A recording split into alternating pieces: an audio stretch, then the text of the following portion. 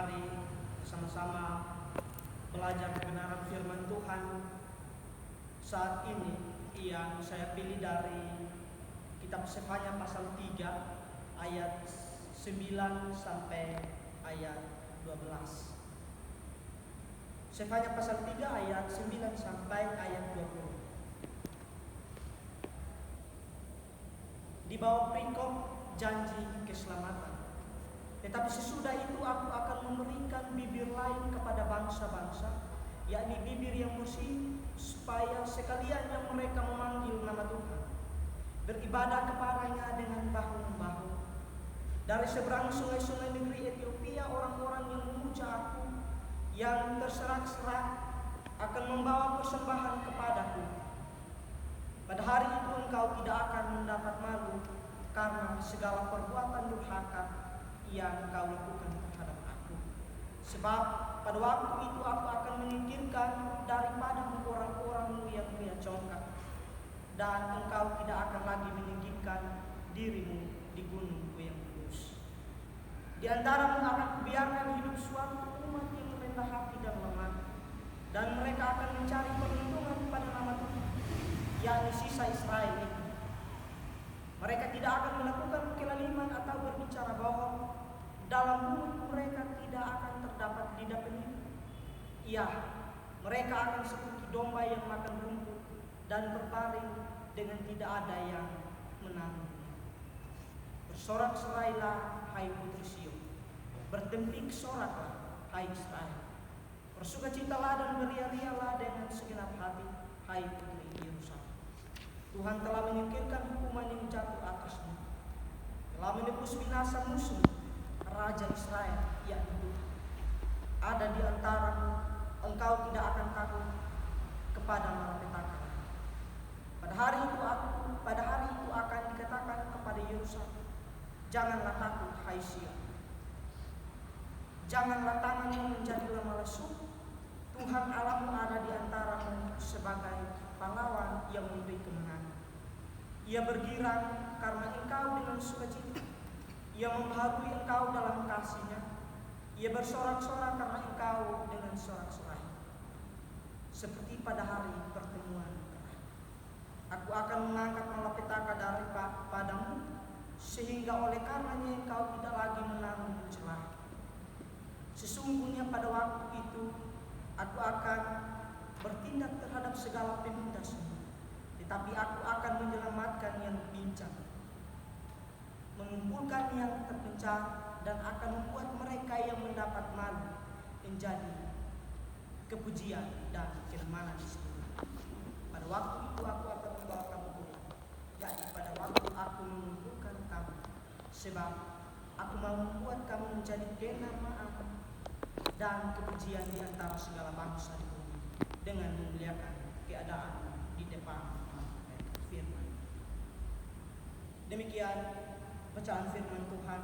Saat ini berbahagia adalah setiap kita yang bukan saja membaca mendengar, tetapi mau melakukan firman itu di dalam hidup kita.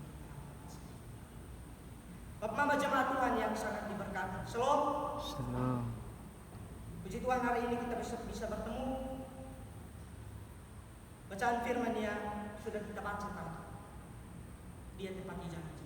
Itulah tema yang saya pilih menjadi dasar perenungan kita di saat ini. Bapak Mama jemaat Tuhan yang sangat diberkati, apakah kita pernah janji dengan sesama? Sadar atau tidak, janji yang kita lakukan itu seringkali kita tidak tepati.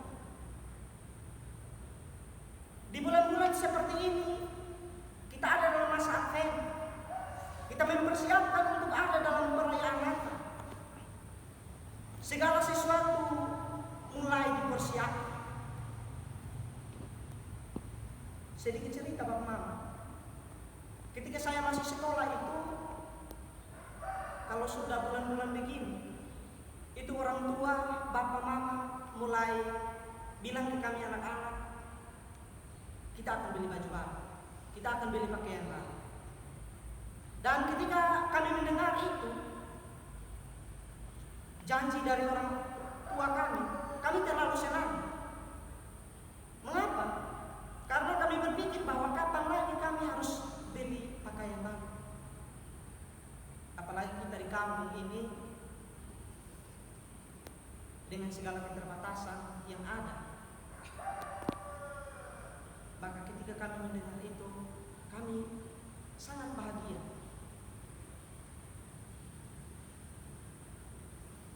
Bapak Mama jemaat Tuhan yang sangat diberkati. Sadar atau tidak, bukan hanya itu. Saat ini kita ada dalam masa-masa politik. Banyak sekali janji-janji yang hanya sekedar janji kepada masyarakat. Kita tidak mengenal dia siapa. Tetapi ketika dia mau maju sebagai caleg, datang dengan berbagai drama, dengan berbagai janji supaya masyarakat bisa ikut dia. Kadang-kadang kita juga seringkali tidak berpikir ke depan. Apa tadi yang dia omong ini betul atau tidak? Tepati janji atau tidak? Hanya dengar kalimat nanti saya sudah terpilih, maka Bapak mau minta apa saja saya kasih. Jemaat Tuhan yang terkasih, kita perlu menganalisa setiap kata-kata, setiap kalimat yang seseorang katakan kepada kita, supaya kita tidak terjebak pada janji-janji manis itu. Karena janji itu tidak selamanya orang tepat. Maka kita perlu menganalisa supaya kita tahu apa yang ada dalam benak. Bapak Mama jemaat Tuhan yang sangat diberkati, bacaan firman kita hari ini yang saya pilih dari kitab Sefanya. Kitab Sefanya ini ditulis oleh Nabi Sefanya. Ia hidup pada pemerintahan Raja Manasye, yang dalam masa pemerintahannya itu mengalami kemerosotan moral dalam bidang keagamaan dan juga bidang politik. Kemerosotan moral dalam bidang keagamaan yang terjadi ialah bahwa Raja Manasye mendirikan sebuah altar untuk menyembah dewa matahari, bulan, dan juga salah satu dewa. Atas dasar inilah Sefanya menentang mereka.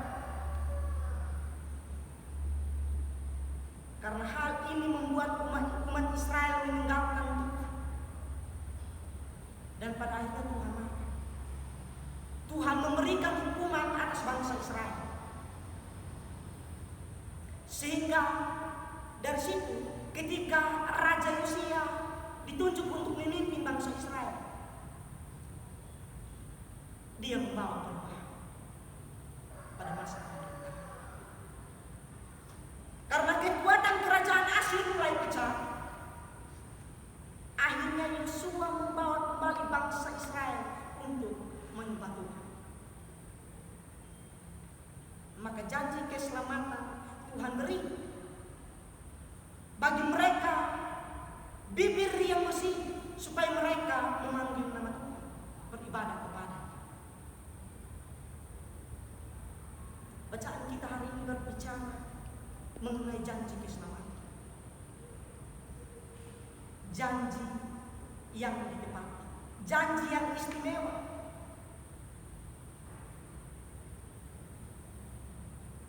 Mengapa demikian? Janji ini berasal dari Allah untuk menyelamatkan bangsa Israel dari penindasan karena dosa. Allah menyelamatkan bangsa Israel dari penindasan itu karena apa isi janji dari bacaan kita saat ini?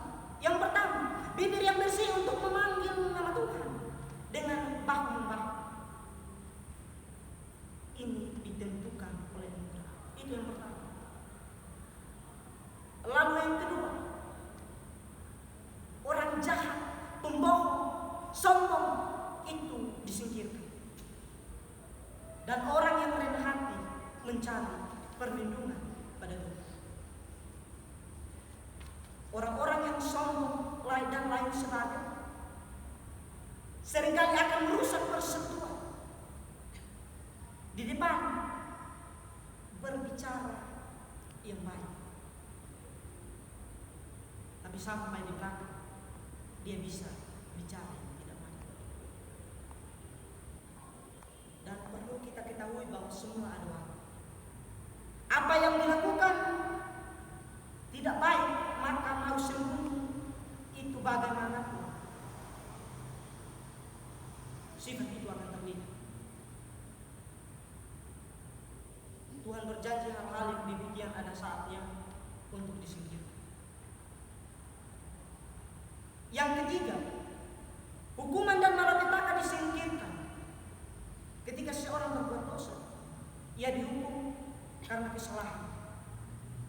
Tetapi atas hukuman itulah manusia bertanggung jawab atas apa yang ia lakukan. Dari hukuman itu ia dibebaskan, maka tidak ada lagi malapetaka. Itu yang ketiga.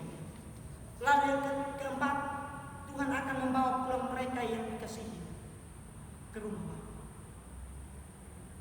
Orang kalau buat salah dihukum, bahkan mereka merasa terpinggirkan. Karena lama-kelamaan orang tidak lagi bergaul dengan mereka. Bisa-bisa rumahnya juga tidak ada orang yang datang untuk duduk bercerita dengan mereka. Karena muncul rasa marah, benci dan lain sebagainya terhadap orang-orang tersebut. Namun dalam bacaan kita saat ini, ketika orang Israel ada dalam penindasan itu, Allah hadir. Allah membawa pulang mereka untuk memulihkan keadaan itu di depan mata. Bapak Mama jemaat Tuhan yang sangat diberkati, dari bacaan firman Tuhan saat ini, apa yang kita belajar? Ada beberapa hal yang saya catat untuk kita belajar di dalam kehidupan. Yang pertama, keselamatan dapat kita rasakan apabila memuji memuliakan Tuhan. Allah akan mengangkat semua orang yang dengan sukacita menyambut kedatangan dan kehadiran. Biasanya di masa-masa seperti ini banyak orang datang ibadah, istilahnya Natal Pas. Jadi mereka datang itu hanya Natal dan Pas. Memang mungkin di gereja-gereja kota itu tidak terlalu merasakan, tetapi seringkali di kampung itu kebaktian minggu biasa itu seringkali tidak ada orang. Tetapi sampai pada bulan Desember itu banyak sekali jemaat.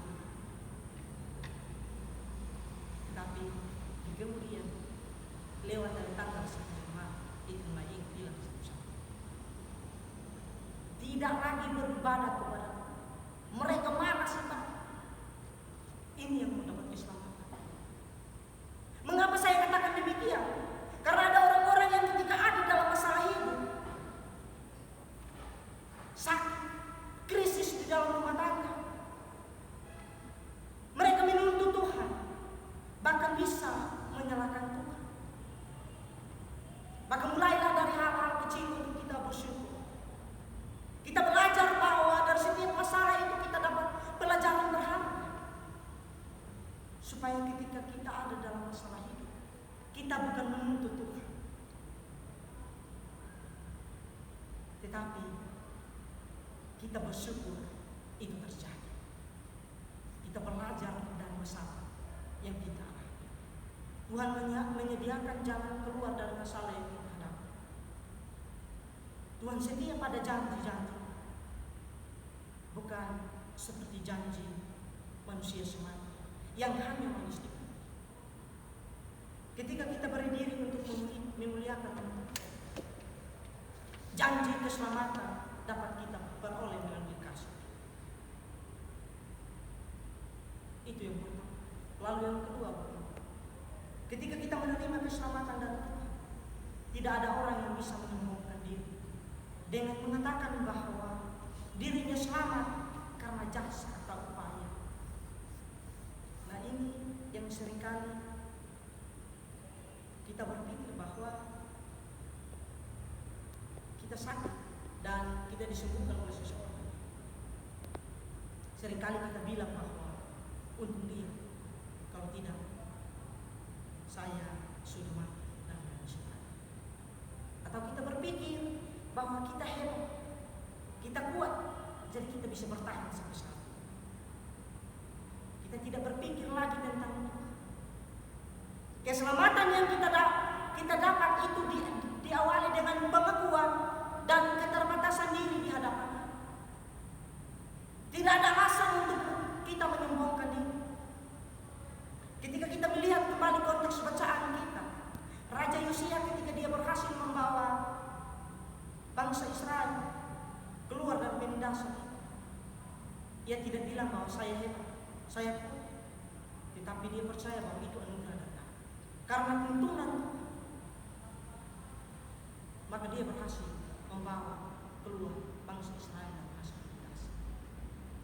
Kesombongan diri tidak membawa hasil apa-apa. Lalu yang ketiga, umat yang diselamatkan jangan lagi membiarkan dirinya ada dalam situasi penghukuman karena dosa. Sikap, kata-kata, tindakan membuktikan bahwa dirinya telah dibebaskan dari sifat-sifat duniawi. Jangan kita berpikir bahwa buat saja dosa, nanti juga kita diselamatkan. Sebaiknya kalimat itu kita ingat. Karena ada satu kalimat bilang begini, 1000 kebaikan yang kita lakukan akan dirusak oleh satu kesalahan. Maka dari kesalahan itu, sebagai kesempatan bagi kita untuk kita dapat mengoreksi diri, berbenah diri, belajar dari kesalahan itu. Karena apa yang kita lakukan hari ini akan menentukan kehidupan kita di masa yang akan datang. Lalu yang keempat ini terakhir, dengan keselamatan yang diterima orang percaya akan pulang ke asal.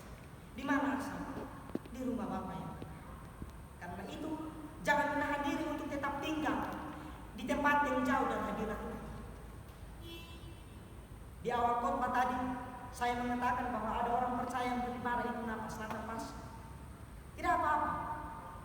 Yang harus kita berikan pada Tuhan, kita tidak bisa membayar kasih Tuhan dengan apapun.